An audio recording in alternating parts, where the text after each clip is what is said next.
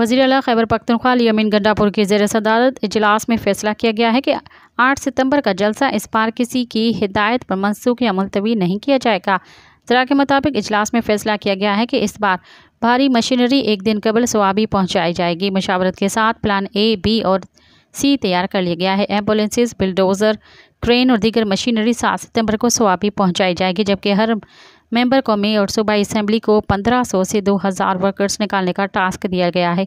ज़रा के मुताबिक वर्कर्स को ट्रांसपोर्ट, खुराकी फराहमी की जिम्मेदारी मुतलका MNA और MPA की होगी। इजलास में हिदायत की गई है कि 4 सितंबर तक कॉर्नर्स मीटिंग और घर घर वर्कर्स को तैयार करने के लिए मुहिम चलाई जाए।